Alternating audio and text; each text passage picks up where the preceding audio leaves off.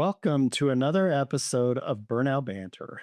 We're excited you're here as we continue season 3 with a conversation that pulls back the curtain on a surprising contributor to burnout: introversion as an excuse. Most of us have heard or said, Rachelle and I especially, things like, I'm just an introvert. I don't like people. Or, I don't go to events because I'm an introvert. But what if those statements aren't just personality quirks, but warning signs along the path to burnout? In this episode, we're exploring how different types of introverts, yes, there's more than one, may be unintentionally setting themselves up for burnout. Did you know that there are 4 types of introverts? We'll break down each type and talk about how internal tendencies, social patterns, and even self protection strategies can quietly lead to emotional and mental exhaustion. We'll also challenge the narrative that introversion is a reason to avoid connection, growth, or leadership. Because when introversion becomes an excuse instead of an insight, we miss out and sometimes burn out. Whether you're navigating your own energy levels or trying to better understand someone on your team, this episode is for you. So grab a coffee, take a breath, and let's dig into what it really means to lead and live well, quietly or otherwise. Hi, everybody. My name's Jeff. And I'm Rachelle. And this is Burnout Banter. Rachelle is dying over here as I did the introduction to this. I had to be on mute. I was dying.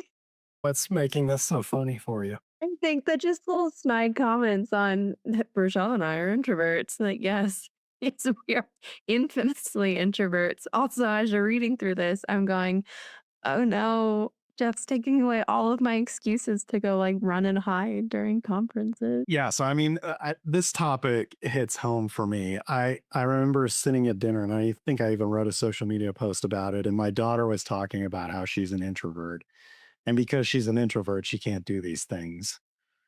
And I don't remember exactly what it was, but I was like, stop using that as an excuse. Yes, you are an introvert, but all the rest of what you said after that is just a bunch of nonsense. So I think we confuse what it means to be an introvert versus an extrovert. And so I'd like to really clear that up for people. I was reading an article from HuffPost that was talking about 4 types of introverts, which that is not something that I had considered, that there were multiple types. So I thought it'd be interesting to look at each of those types and see how this idea of being an introvert might, and especially the idea of being an introvert as an excuse, might lead people to burnout. Having read the article, I'm just going to say at the top of the episode that there is still a reason for us to not hide, but go off and recharge. But we do need to recognize like when we are limiting. And I think that's what Jeff, you really wanted to dig into, is reframing that from a fear response and excuse to just understanding who you are. And your introversion is like an actual superpower for many things. Yeah, absolutely. So before we jump into today's episode, I forgot this. Remember to subscribe to the podcast on Spotify, Amazon, Apple Podcasts, YouTube, wherever you listen, so that you can stay up to date with the latest banter. I should have said before we jump too far into the episode, because we already kind of jumped. We're introverts. We're very excited about this topic. Yeah. Yeah. And I would, it's interesting, right? Because we go out and we speak at conferences and we do this podcast. And, I wonder how many people see us as introverts or extroverts based on some of the things that we do. People frequently think that I'm an extrovert because I'm very good at like turning on my friendliness. And I do enjoy being around people. I do I love going out to conferences and getting to connect with people and chat with them. It's just that my social battery is very small. And so it depletes very quickly. And it just, like, one networking event, one happy hour will knock me out for an entire day.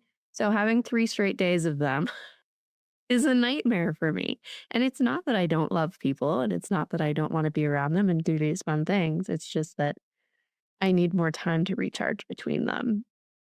Yeah. So I think the idea of being an introvert gets used a lot as a way for people to avoid situations that they may be uncomfortable with, or people that they don't want to be around, or, stepping outside of your comfort zone, which we're forced to do a lot, right? Or, well, I guess we're not forced to, but we are put in many situations where we can or would like to step outside our comfort zones.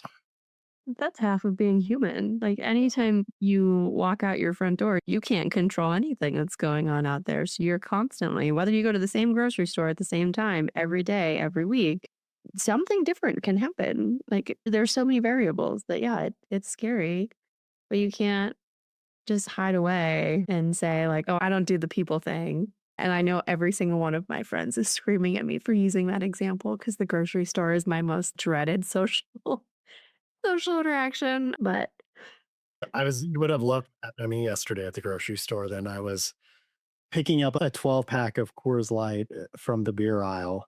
And this guy was walking at me and he just goes, "Oh, that's weak." And I was like, "What are you?" First, I was like, so I didn't know what he was talking about. yeah, And he, criticizing your bar short. I was like, because I was wearing my son's high school basketball shirt. I was like, is he not a fan of the high school or what? Like, I didn't know what was going on. And then he continued to walk by me and he's like, "Oh, look at this beer. This is real beer." He had a German beer in his thing and this beer. And I was like, "Oh, he's talking about the fact that I drink Coors Light is weak." and and so I was like, I went to school in Golden where Coors Light is made. And if you wake up every morning smelling it for 4 years, it just kind of sticks with you. And he's like, "Oh, are you an engineer?" I was like, or no, he didn't say, "Are you an engineer?" He said, "Where'd you go to school?" And I said, "Mines." And then he's like, "Oh, so you're a gearhead." And I was like, "Well, I don't know about that." So it was this whole random interaction that ended up being pretty funny, but you would have not liked that. Worst nightmare in the grocery store. It was just some random guy who was a priest or preacher in his past life, and he wanted to call me out on my beer drinking choices or start up a conversation based on that. That is so bold. Yeah. I can't imagine just walking up to a stranger and being like, is that really what you're gonna walk out of here with? Yeah. So he must be an extrovert, I think we can say. Oh, clearly. So, I think a common misconception around being an introvert is that you're not a people person. And I think that couldn't be further from the truth. I very much like people in small doses and not in big crowds, but I do like being around people. Same. Crowds, not so much. But like small group, absolutely. Let's go be with people. Let's socialize. Very cool. Yeah. So to me, the definition between the two, right? It doesn't have to do with whether you like people or not like people. It's where you get your energy from.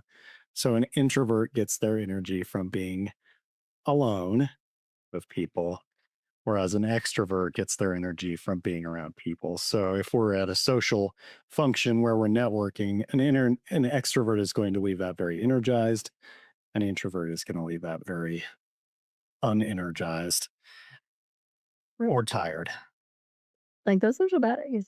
Yeah. Yeah. So what do you think are some of the dangers of using that as a shield or an excuse? This idea of being an introvert. I mean, I think we're holding ourselves back and limiting ourselves. If you like, I'm going to go back to your daughter as an example. I'm an introvert, therefore I can't do that. There is absolutely nothing in this world that you can't do because you're an introvert or an extrovert.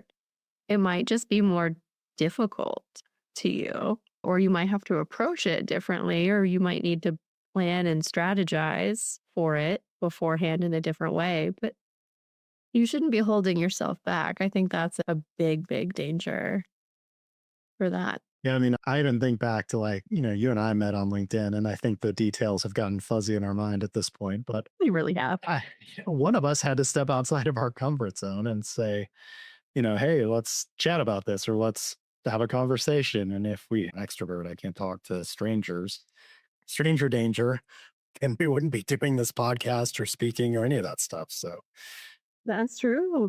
That's true. Like one of us had to say, let's go do a webinar together. Like that's really scary, especially because neither of us, but well, you were doing speaking stuff. I was not.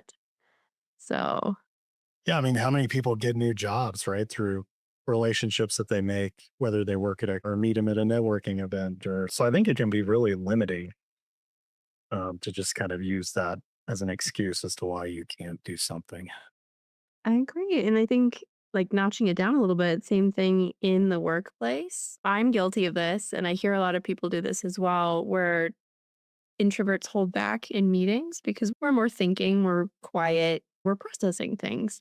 And the loudest people in the room tend to drive the meeting or direction or whatever. And so a lot of times introverts walk out of those interactions thinking like, oh, I didn't contribute, or oh, I'm not valued, or we're just really hard on ourselves and we miss opportunities to chime in. And that can be a danger to us as well if we're not aware of, like, if we're just signing that off as, well, I'm an introvert, I'm never going to get to speak or I'm never going to get to contribute. No, we just have to find the way to contribute.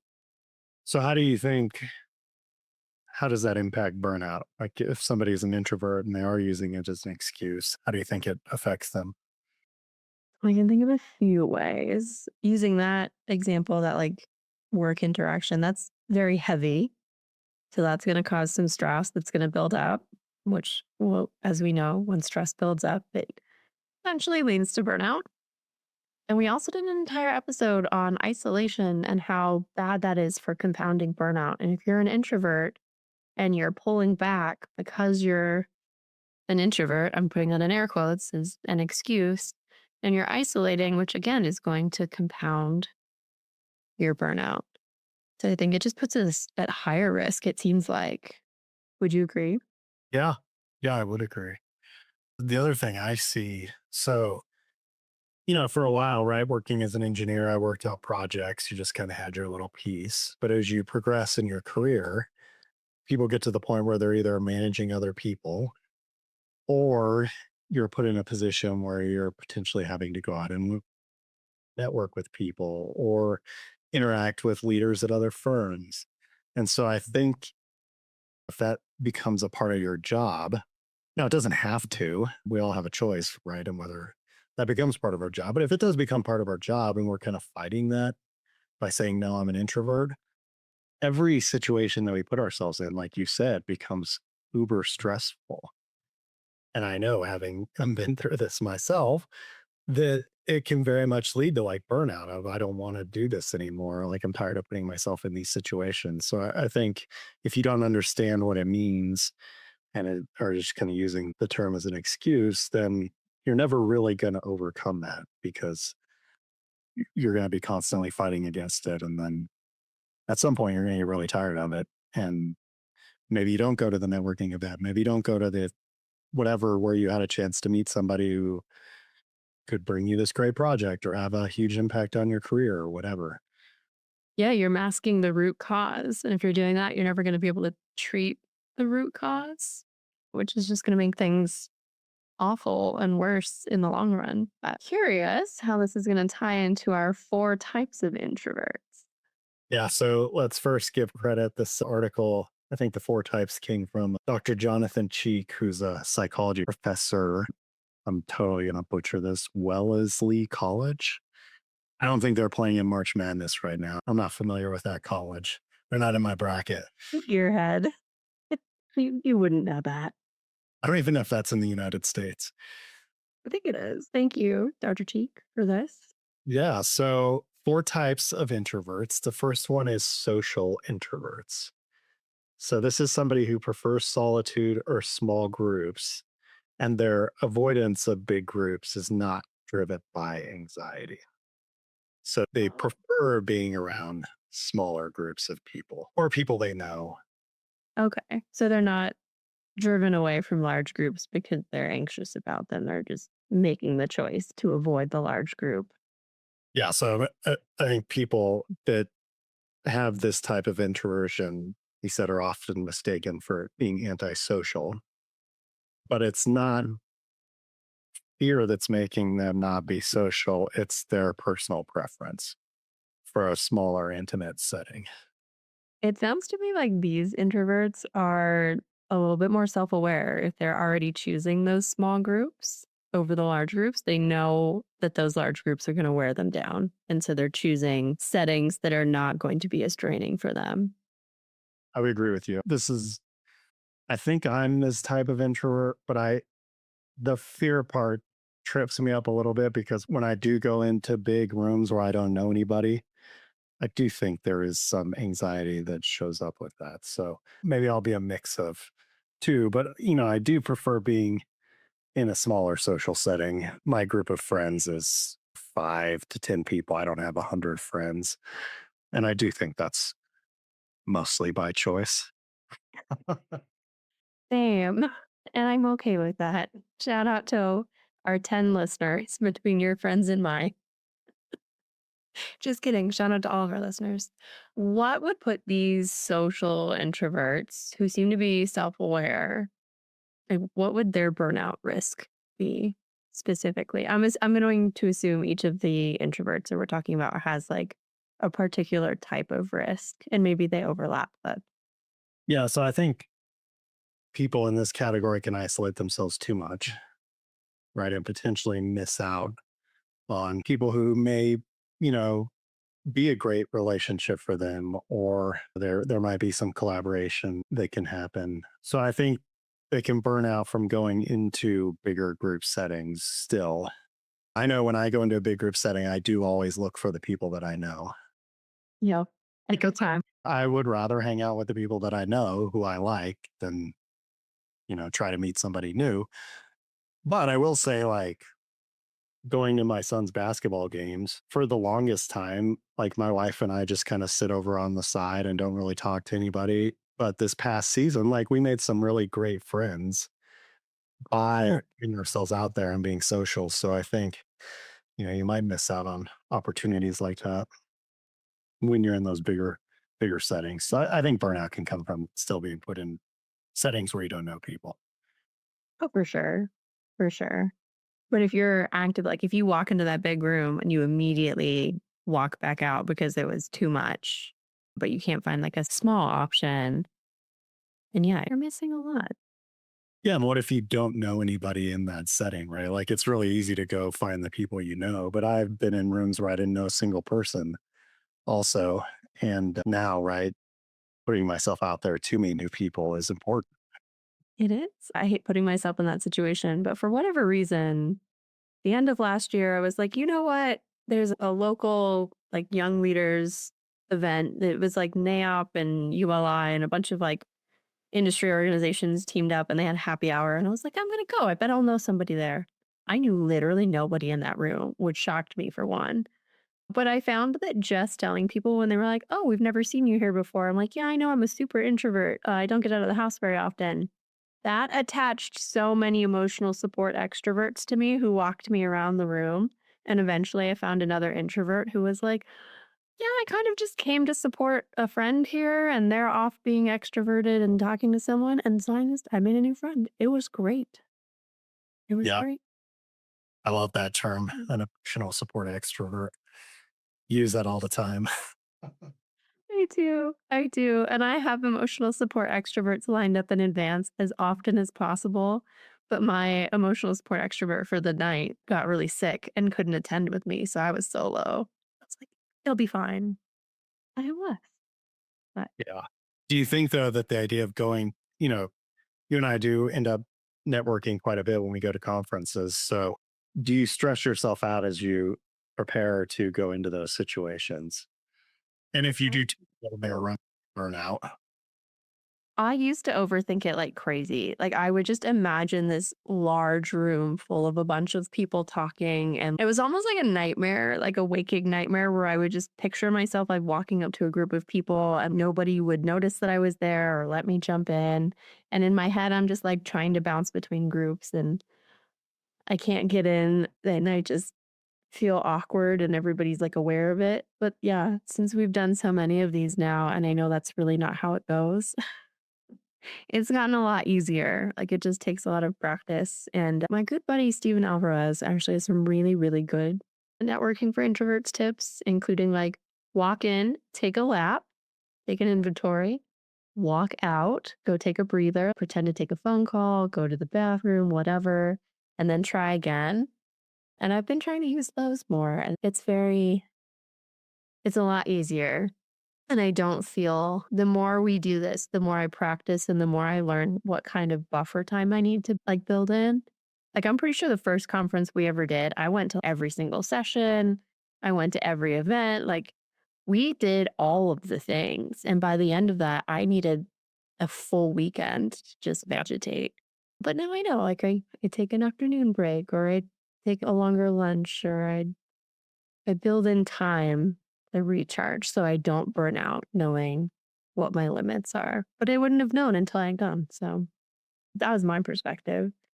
Yeah. Curious, if you approach it in a different way since you are a social introvert. Yeah. I think for me, trying to go in with the mindset of trying, like putting in place, like I'm going to try to meet two people that I don't know or giving myself a goal or something like that helps me get out of that social introversion where I will just go find the people that I know. Because at some point I didn't know any of those people either, which I have to remind myself. It took going to networking events and meeting them and getting to know them before they became part of my circle. So, That's true. The idea of like walking into a room with the goal to collect 10 business cards or meet X number of people does give me anxiety. But what I don't know if you remember, but last year at Southern Regional, Jenki De Palma was giving out like her version of the Swifty like friendship bracelets. yeah. And so I made a bunch of those for the next conferences. And my goal was just to give them away. And that flipped it. So instead of like, oh, I want to meet people, I wanted to give people this little moment of joy. Made it so much easier to just be like, oh, it was really nice talking to you. Have a little bracelet. Or like when people would walk up and ask about them, so much nicer than being like, let's have a conversation so I can get your business card. Yeah. I don't like the idea of going in to get business cards, but to actually meet a couple of people, I think is okay. And, this may sound, this, I'm trying to figure out a good way to say this, but I'm just going to say it anyways. We banter. When we go on in to meet Starts. somebody, right? And if we're being authentic and genuine and truly offering ourselves to somebody else in that interaction, like it is kind of a gift, I think, from both people, right? To like share yourself with somebody else. I like that. That's not where I thought that was going when you were like, I don't know how to say this. I thought it was gonna be something harsh. I Not them. Swift bracelets. No Swift bracelets for me. No, I don't know. People still take pictures of them and say, like, I still got it. no. I saw mine somewhere. Yeah, I think mine still travels with me. It actually lives in my suitcase. I just don't always wear it, but it's like a little luck charm. So thank you, Janky. So the next one is thinking introverts. So these people are introspective, reflective, and often lost in thought. Now, this is my daughter. This is me too. So I feel for your daughter. It's kind of a tough introvert to be, I think, because you don't always realize you're doing it, but you are disconnecting from the world around you. And then you have to check back in. And sometimes it's a rough transition to check back in. Yeah. Yeah. So these people aren't necessarily shy, but they can appear very focused and in their head when they're in situations where there's a bigger group. I've also been called intense and uninterested, which, ouch, at either of those things. It's that I'm like super processing, or you've said something that has really sparked my brain, and I have like run off with it. And I'm like 15 steps ahead now. And you walk back and cue you in on those because I had a whole conversation or plan or whatever in my own mind and didn't include you in it. And that's the hard part, I think, of being a thinking introvert is you get really excited, but it all happens in your head in like seconds and you have to loop other people in and they're kind of like left behind going, what is this weirdo doing? Like, Yeah. I think like when people get lost in thought too, like that's when the resting bitch face can kind of show up, right? And like yeah, thinking, but we're not, our face doesn't look pleasant. So, this is the first time I think we've really cussed on the podcast. Whoops. well, we'll have to check that box on YouTube. Oh, well. We have cussed once before, I think. I remember No, checking before. my bad. It was probably me. I couldn't think of another way to say that one. We all know what RBF is. It's fine. So I think these people can be prone to overthinking, perfectionism, and self analysis that can spiral into mental fatigue. So that's kind of how burnout shows up for them. Yeah. I talk about perfection all the time on LinkedIn and how I'm constantly trying to attain it in proposals and also simultaneously know that it is unattainable, which I guess goes into that self analysis paralysis because I know on the one hand, can't do it. But I know on the other hand, I have to do it because it's just who I am. Yeah, it's very draining. Do you filter yourself when you're talking with somebody, or do you ever have the thought of like, I need to come up with the best thing to say right now or the perfect thing to say right now? Yes. And what actually happens is I'm like, we're having a conversation. They say something very interesting, and I'm like, ooh, I want to respond to that, but I don't quite know how. And so I check out of the conversation trying to figure out how to respond to that and then don't get somewhere. So I check back into the conversation and I've had like a missed pieces. And then like hours and hours later, when I'm getting ready for bed, I'm like, that's the thing I should have said. Or like 2 weeks later, I'm like, you know what? You know what would have been a good comeback? It's hard. I'm not good on the spot either, which I think is a different type of introvert, but it's thinking introvert is tough. I don't know if you ever saw the movie The Secret Life of Walter Mitty. I don't think so. I think it's Ben Stiller, and he works for Life or Time or one of those magazines, and he's a photo processor and he loses the negative for the photo that's supposed to go on their final print edition. It's like this big thing. And so he goes on this huge, like, cross globe adventure to get to the photographer to get to the original negative. But his whole thing is that, like, he has these very elaborate daydreams about things that are happening around him, or he's like waiting for the train and he has this crazy vision of saving people on a train or something like that. That is that's my brain. I watched that movie and I was like, "Whoever did this," and I bet your daughter, if she hasn't seen it, would super resonate with that movie too. It's so like, "That's me." And he's constantly having these things and people are like, "Where'd you go? Come back." Best visual depiction of a thinking introvert ever. Shout out to that movie We that were flew under the radar. we went to Meow Wolf for spring break this week, the one in Denver. For those of you who aren't familiar with Meow Wolf, it's in 4 or 5 cities in the US. And It's in so many more now. is it? I don't think so. I don't- Yeah. So we'll talk about that separately. Like New York just got a lease for one, but there's already like 4 in Texas alone. okay. Well, anyway, it's lots of art installations and whatnot, and like lots of colors, lights, music, sound.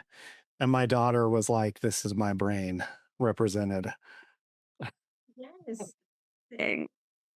The Yeah. Denver one is very overwhelming to me. It was a lot. It I yeah, couldn't figure out what's going on. there's so much going on. Man, we digress. We're bantering hard on this one. This is what happens when we record on a Saturday. Should we move on to the next introvert? Yes, the next one is anxious. So they experience nervousness in social situations, even when alone.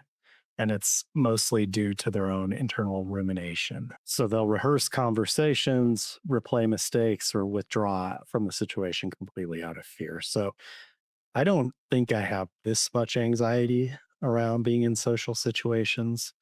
Maybe it's because I've gotten more comfortable at it. If you talked to me 10 years ago, it might have been a different story. I don't know. But Or I don't I don't rehearse conversations or replay things that I said. I don't have that much brain power left, I don't think. you don't have the brain highlight reel of every mistake you've ever made when you're trying to Yeah. post like, "Hey, do you remember when you were, like, 13 and" Yeah, I should have said this to that girl. I should have said that, right? Exactly. I need the is it progressive that has the replay machine to see what somebody actually said. Yes. That'd be so great. So, I mean, these people, obviously, there's a lot of stress, hypervigilance, over preparation that can lead to burnout for them when they're in social situations. Uh, it's just a gold mine for introversion represented in meme form. But my favorite is introversion anxiety as it relates to travel. So you'll know an anxious introvert by how well they have packed. These are the people that TSA is like complimenting because they are so nervous about their bags being flagged that they have like impeccable packing skills. My best friend is one of no. I'm really, really good at packing, but not for TSA. I'm gonna cram everything I can into my carry on. And TSA is going to hate it and it's going to get flagged at every single airport. And it does. But And then the last one is restrained introverts, which I do feel like this one, I might have some tendencies here. So these people take time to warm up and they need to think before they speak or act.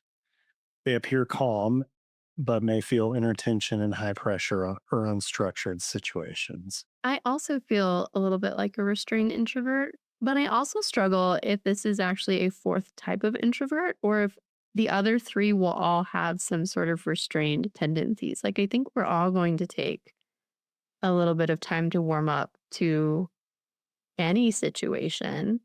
Most of us tend, even the non thinking introverts, like we think things through before we speak or make a decision or take an action. So that's why I struggle with this one on whether I was thinking you're restrained. And when I was like, no, I think restrained is all introverts. Yeah, but doesn't that kind of feed into the what we were talking about at the beginning? That's kind of the excuse too, is that an introvert has to be restrained. Maybe. Oh, maybe. Oh, shoot. Introversion is so hard. Extroverts, man, you got it so easy. Because like I'll stay calm, like high pressure situations don't tend to frazzle me too much. But it does take me a while to warm up to somebody before I really like expose who I actually am. Same. Even in like familiar situations, I won't just jump straight in. Like I will start very, very small. Like I'll let all of my friends chatter and then I'll chime in eventually. Because I think that I do think that has more to do with fear than it does introversion. your friends, what am I afraid of? What they're gonna think of you. Oh, I don't care. I just take a minute till I get settled. That's all. Okay. Maybe in some situations it is a fear thing, but like that's just my natural tendency. I'm not the person to jump in. They're like, what's going on? Where are we at? And then I'm good. Sometime it would be fun to figure out what your wheel of fear is. It would help. I think it would help me understand you even more. 'Cause Also, I guess there's something probably there, but I don't know what it is at the moment. And it's Saturday, so I can't think that hard. that's fair. But We'll I repeat do your think episode. because an introvert can't connect with people, right? So is the introversion, and maybe if they are restrained introvert, then maybe they do hold back, but maybe the other three don't. But I don't know. I think it's probably somewhere in the middle between what you're saying, what I'm saying, and somewhere else. Maybe this one just felt, and I think because I was thinking about it in like a work situation, specifically because so many introverts feel left behind in the workplace because so much of the workplace is a fast paced environment where we are expected to respond fairly quickly, or maybe it's just like proposal life. So this just felt like every introvert ever is going to get stressed out by those situations. It's not just the restrained ones. But that was my thought process on this. Yeah. So these people burn out from being forced to respond quickly or expected to respond quickly, which I would question where the expectation to respond quickly comes from, or putting themselves into fast paced environments, loud environments. You and I have walked into some SMPS networking events where the volume went up so much that it did kind of cause me to be like, ooh, I don't know if I want to go in here or not. I know. I have definitely lost my voice at a couple of SMPS events from the volume level and trying to be heard over it. So I think, people put a pressure on themselves to perform when they're in social settings, whether we're aligning ourselves, our ability to perform with what we need, right? Are we giving ourselves the rest that we need Right. and not giving ourselves adequate recovery time because we overcommit or say yes to something we want to say no to, or guilt or whatever goes on in our brains that puts us in situations that we may not necessarily. So I think when it comes to reframing the narrative, I think a lot of people see introversion as a flaw and wish they weren't introverted, but it's not a flaw It's a superpower. or power. Absolutely. There are so many good resources on this. We don't have time to cover them all, but it really comes down to, I think, understanding. like who you are as an introvert, and like what your specific introverted superpower is, right? And learn to work with it, right? Like, yeah, embrace it and learn to work with it instead of trying to fight it all the time. And then, figure out some tools that you can use to set boundaries and recover your energy and stay connected with people who you're close to. So that was our conversation on introversion and burnout. It was a long one. It was a lot. We Yeah. got so distracted, but it was all good, all important. Anything else that we didn't cover? No, I would just say introverts, I know it's hard for us to speak up, especially verbally sometimes, but you could speak up via email or message with your team. That's something I'm learning now. I'm being thrown into many, many more meetings than I'm used to. I'm being asked questions that I actually need time to think through. And it's a new experience for me to say, I don't know right now, but let me get back to you. And it's scary, but that's my thinking superpower. I need the time to think through it and get 15 steps ahead to come back to you. So don't be afraid to pipe up. Yeah, I think a lot of times with thinkers, especially, like, even if somebody forces you to make a decision, you'll make the decision. And then you'll think about the decision for a while and then you'll change your mind anyways. So that's cool that you've learned to say, give me some time to think and I'll get back to you. I have to teach my engineers to do that all the time, right? Because they want to seem like they know the answer. They don't want to be in a meeting and have somebody question whether they know what they're doing or not. But we don't know everything. And it's okay to say, I don't know the answer, but I'll go figure it out and I'll get back to you. That's all people want. I don't know if it's our school system that like embedded this always have to have the answer thing in us, but it's a consistent thing that I see other people doing it. And I think that's what made me start to realize I needed to make the change because I got tired of hearing other people just like BS their way through an answer. And then it would either lead us in the wrong direction or sidetrack us. Like it's so much more powerful to just say, not sure. Let me look into that. Yeah. And now it's time for burning questions. Burning question today was submitted by an attendee at the live recording we did in January at SMPS South Regional Conference. And it's one of the questions that we didn't have a chance to answer. Okay. So the question is, technical staff have made comments about the fact that marketing leaves right at 5:30. I don't know what they're paying attention to because I've never seen that.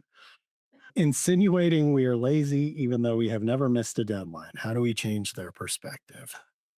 Yeah, you said my first question for this question was like, have you asked them why they want you to be available after hours? What are they expecting from you after 5:30? Why do they think that you have to sit there? Is it because they're there? I'm very confused by this. I mean, I hear this all the time when it comes to business development.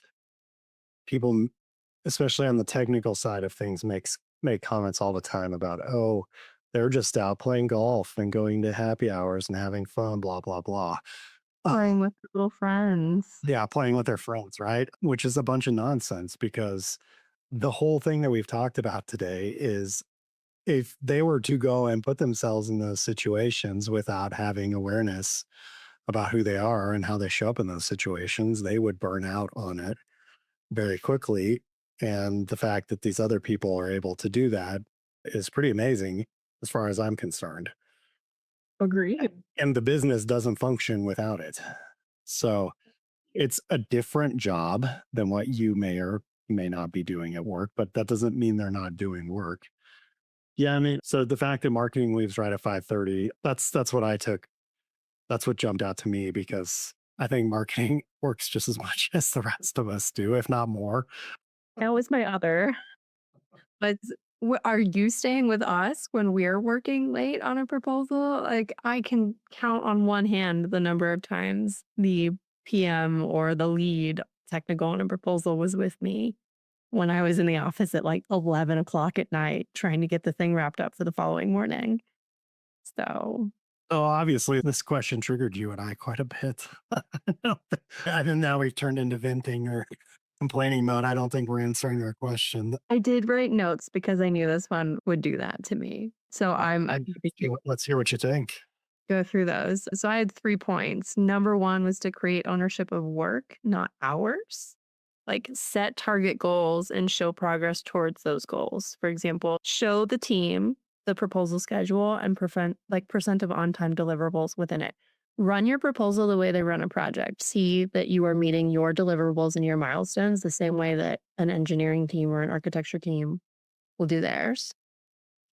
We say this all the time, but track your data and use that to steer the narrative. Like, do track your overtime hours worked, the number of proposals you're producing, the number of marketing assets that you're creating, and then present it to them. Like, we have done all of this within our normal working hours. Why on earth do you need us to work more hours? And be proactive in both of those things. Don't wait for technical staff to start grumbling that you're not there at 5:45 or 6:30 or whatever. Let them know what you're doing, what marketing is doing, and report out, even if they don't ask. Yeah. So I think people understand money. And so I think there's a problem with overtime in our industry, right? Because people bank on us working overtime because it makes the projects more profitable. You can get more work done potentially and not have to pay for it. So I think, I mean, just being efficient with your time and showing, this one does people who have worked tons of hours and they're not efficient with their time, right? And I've had people that work for me that are very efficient with their time and never need to work overtime. And yeah, I try to not focus on how many hours people are working. I just focus on what they're getting done.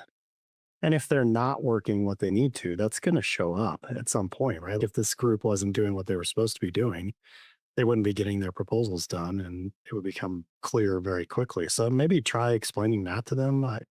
This just feels like a bizarre culture problem that probably needs to change at the leadership level. Yeah, and Uh, I would say they're probably not lazy. They're probably very hardworking while they're at work. So, maybe even having a conversation with them about, here's everything that we've gotten done. What else do you want us to get done that we're not getting done? And if they don't have anything, then maybe that helps them realize, wow, you all are actually very efficient, hardworking. yeah, you're killing it. Yeah, that would be. I think there's probably jealousy in this, right? Why do they get to leave and I don't? I just was reading an article about makers versus managers and how production people need time to be focused at work, and managers, their whole job is to be in meetings, So the way that you treat the days of those two types of people is very different, right? Managers don't need focused time. Their time can be chopped up, whereas a maker does need that. But where that becomes a problem, right, is if I'm a manager and a maker and I'm sitting in meetings all day, then I need focus time to do my work. And if I don't create that for myself or my company doesn't help me create it for me, then I am going to have to do all my work after hours, especially if I'm sitting in meetings all day. So I think that's a big problem, right? Where we expect people to be in meetings all day, but then also get all their work done. And those two things just don't go together.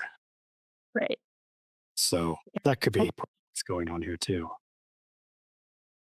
This is a weird one. Whoever submitted this, I hope reaches out for an additional conversation. I just really want to know there's more behind this. I think more context that we're just not getting. Yeah, I also don't think you can change their perspective necessarily.